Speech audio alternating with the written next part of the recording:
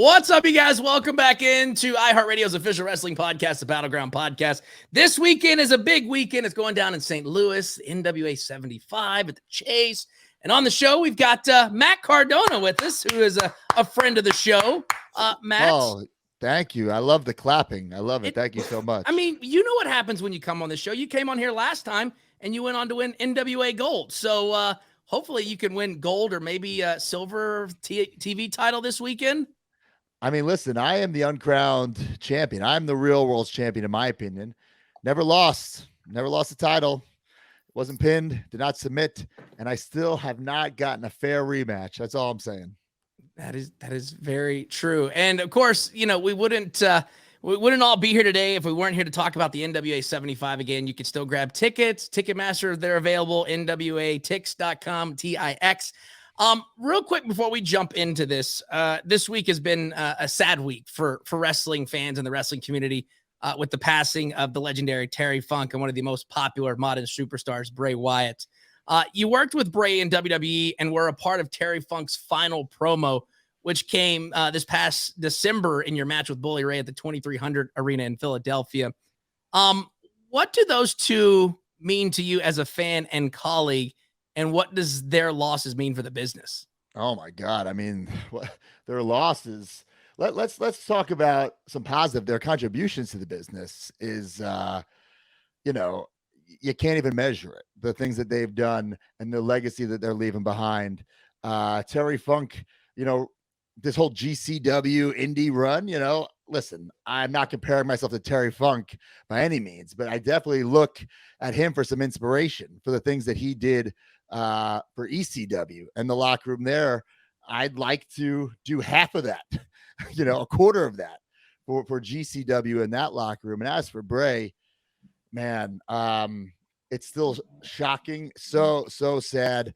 I worked with Bray so many times, whether it was him, you know, the FCW call up before he was really on the road.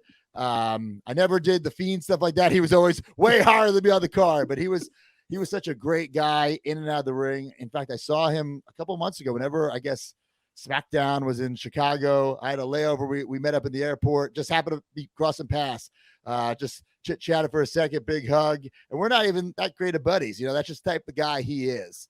Such a friendly guy, a happy guy. And man, what a loss. And my thoughts are with his family at this time. It's horrible. Yeah, that's this whole week is just kind of taking the wind out of the sails a little bit. On to a milestone for you guys. The Major Wrestling Figure Podcast just celebrated the 5th anniversary. Congratulations to that. 5 years, which is 5 years. Nuts. That's crazy. Never you guys missed a week. Exactly, no best right. Bullshit. Exactly. Did you ever envision the show growing to this level? No. And is there, you know, yeah. And is there maybe one aspect of the show that surprised you the most in the 5 years? Like, I guess maybe you guys have figures now. I mean, is that the most surprising Not thing? only do we have figures, we have a goddamn toy line. Like, yes, you do. I was reviewing the Macho Man figure that we had, and this is not custom bullshit. This is officially licensed. This is legit. He's officially signed, you know, and I'm going over the Macho Man, be like, oh, does he have the right amount of finger tape on his left hand? You know, it's pretty wild. But yeah, 5 years, never miss an episode, and it's grown into so much more than I thought. I didn't think I could be making money off this thing when we started. When Brian Myers and I started it, I think the first episode was like 45 minutes, and it's just something we did to not pass the time on the road, but, you know, pass the time on the road. You know what I'm saying? To have a creative outlet. But what it has turned into, it's unbelievable. I mean, this weekend, you know, we celebrated our 5th anniversary of the show, our 17th live podcast. We're dropping figures every month. I mean, today, if you're listening today, it's the last day to order a Ric Flair, Sergeant Slaughter, and Marty Jannetty figure that we're making. So it's so much fun. It's a lot of work, but it's so much fun. Yeah, and between your podcast and your toy line and your GCW run, NWE, you have been one of the most successful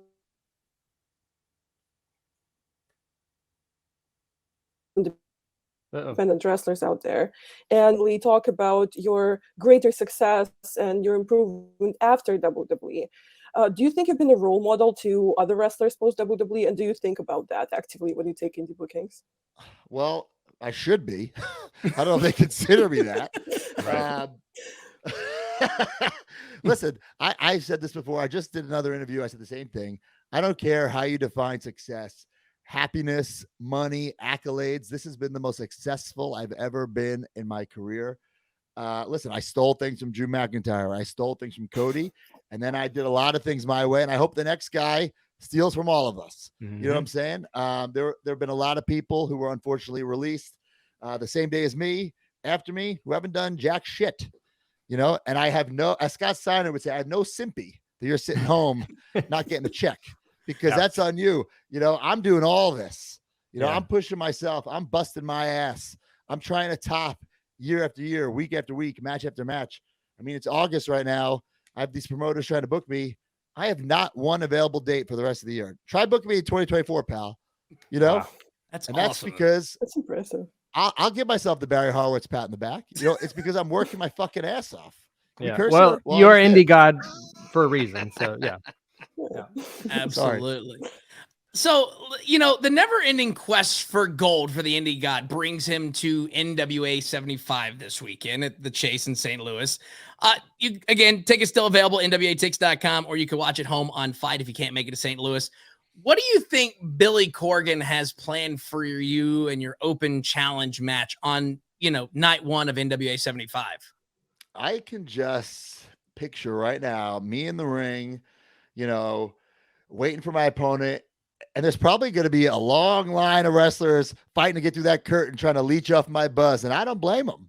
You know, if you get a little rub from Matt Cardona, if you capitalize on that, that could make you a lot of money.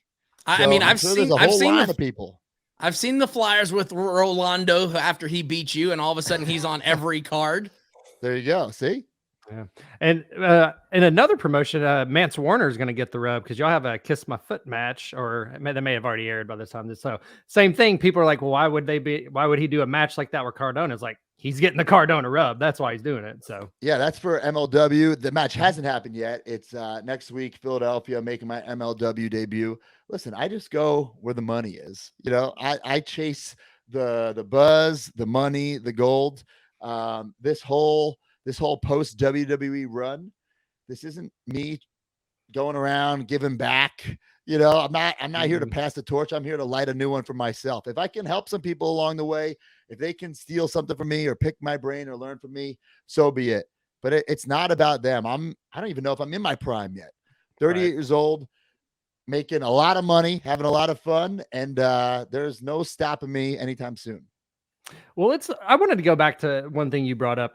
Last year, you were forced to relinquish the title behind you, the NWA World Heavyweight Championship, due to injury. But you were only out for like 3 or 4 months, right? Not even 3 months. Right. But so I guess, you know, kind of getting to that, does it bother you that you had to drop that? But then if you go back before, Nick Aldis didn't have one title defense over a 6-month period, but he didn't have to drop his. No, listen, it is what it is. I respect Billy and his decisions.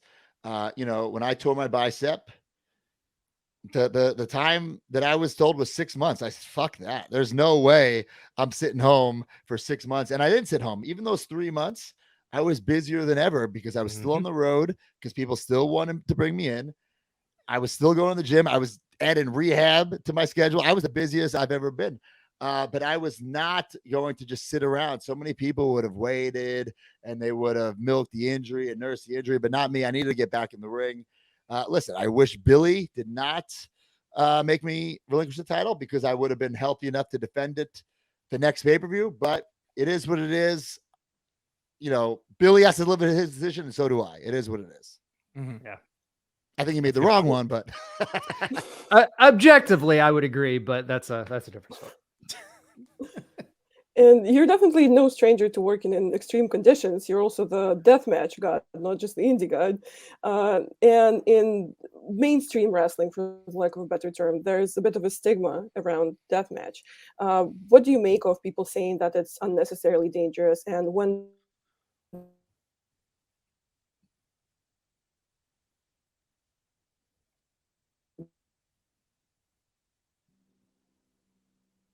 I mean, being the deathmatch king is something I'm very, very proud of. And when I first went to GCW, even me, I was like, oh my God, what am I doing? I don't want to wrestle this guy, Nick Gage, who was just on dark side of the ring. You know, he like slit David Arquette's throat. You know what I'm saying? Like, Right. I do not want to get involved with this. But I think GCW is very much like the old ECW, where yes, there is some extreme violence.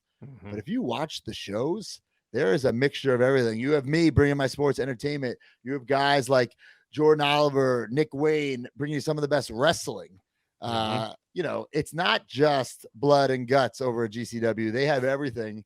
And I think I've brought some awareness to GCW. I think it's an even partnership where I feel like I've done a lot for GCW, but they've done so much for me. If it wasn't for GCW, if it wasn't for that death match with Nick Gage, I wouldn't be on this legendary indie run. I wouldn't be the deathmatch king. I wouldn't be the Indy God. I probably wouldn't be, you know, talking to you, because Billy Corgan probably wouldn't have even wanted me. You know, it's all because of that buzz that I got from that first death match with Nick Gage, but it's because I was able to capitalize on it. That's Right. true. For sure. And of course, NWA 75 going down this weekend at the Chase. You can still grab your tickets, NWATix.com. Something that was really cool that happened that you were able to get to do is you and Chelsea were able to take indie shows together during her time away from WWE. How has that been, you know, dealing with her getting re-signed to WWE and not being able to take those indie bookings together anymore? And do you think companies should allow outside booking for their talents on indie shows? Like WWE allow their talent to work indies? Probably WWE, yeah. Yeah. Absolutely not. No way. What if they got hurt? Well, and that's the thing is, like, I remember No, when I don't agree. Listen, that's what you're signing a WWE deal. You're getting the big bucks. That's because you're exclusive to WWE. Right. I don't think they should be able to work indies, and I don't want them to work indies. Stay away from me, pal. Right. You know. But as for Chelsea going back, I'm so grateful she went back because she went back, I can add another title to my resume. I'm now one half of the WWE Women's Tag Team Champions. So that's, you know, I definitely didn't have that, you know, on my bingo card. You know, that Right. I'd be one half of the WWE Women's Tag Team Champions. So I got to thank Chelsea for winning those titles. I guess technically she's a 2-time champ, so I'm a 2-time champ. Yeah, Right. you just You add keep- more to the Ultimo Dragon photo. I was gonna That's say you're still patting your WWE stats after the fact, so it's incredible. Unprecedented. It is. Do you are you disappointed that you and Moxley didn't have a proper GCW match? And do you think that's something you could entertain down the road? He's ducking me. I think so too. Not only have I not had a match with Moxley and GCW, I have since gotten a rematch for my GCW championship after losing to Moxley. Mm-hmm. So that was the Chicago screw job. I was screwed. I had a grueling one-on-one encounter with Frank the Clown. It took everything I had to beat Frank, one of the toughest competitors in the game. And just as I'm, you know, celebrating, thinking I had won, out comes Moxley, who screws me. I wasn't ready. Even though I'm always ready, I wasn't ready at that moment. Mm-hmm. And I haven't gotten a rematch against Mox or against anyone for that title. So I think GCW's got to book it. Yeah. Or AEW. Either or. Put it on TV. I think let's see. Did one of y'all have one more question? I think, and we'll let him hop off. If Xenia has one more question, and we'll wrap it up. Yeah. Yeah, I think I kind of want to follow up on the deathmatch situation. Do you think the deathmatch as a genre has its spot on NWA? And what would have to change about it if it were to happen? If Billy Corgan wants me to bring my deathmatch king crown out, I gladly will. Because I'm the deathmatch king. I'm the Indy God. I'm whatever, you know, what the great thing about Matt Cardona is there's so many different layers to the onion. You know what I'm saying? So you don't, when you're seeing Matt Cardona on a Saturday, it's not the same guy you saw on a Friday. You know, there's so many different versions of me. And if Billy Corgan wants the deathmatch king in NWA, pad the lope, pal. I can do it. You know, just money talks, baby. Yeah, and I would that's love a bigger to have check. That's a bigger check. Yeah, I would love to have a death match in NWA. I think an even trade for that would be for Billy to put the championship on the line. Maybe whoever wins between EC3 and Tyrus could take on Matt Cardona in a death match. I think that could almost be a tribute to Terry Funk too, another former NWA World Champion. Absolutely. I like that idea. That's a great idea. I'm down. And I'm down. when you go off and win that NWA championship, I do want to kind of ask this one. Do you think that we could see Steph in NWA and be the one that finally takes down Camille? I've been pushing for it. I sent in her VHS tape and rape by Ted. You know what I'm saying? I think Steph would be perfect in NWA. I think if anybody could beat Camille, it's Steph DeLander. I mean, even my wife couldn't do it. You know, so Camille has proven that she's one of, if not the most dominant champion ever. I think it would take somebody like SDL to dethrone her. And hey, the death match, King and Queen, the Indy God and Goddess. I say, you know, we take over NWA together as well. I think Works that for would me. be a fantastic idea. I know you are a busy man getting ready for NWA 75 this weekend. So real quick before we let you go, with everything that you got going on, where can people find you at, keep up with you online? And what do you want to plug today as everybody's watching this? I have too much to plug. So just Go follow me on for it. social media. Just at the Matt Cardona. Hey, I just got my YouTube channel back from over a decade ago. So I'm Wow, posting that's vlogs crazy. and stuff there. YouTube.com/the Matt Cardona. Yeah, just follow me on Instagram, Twitter.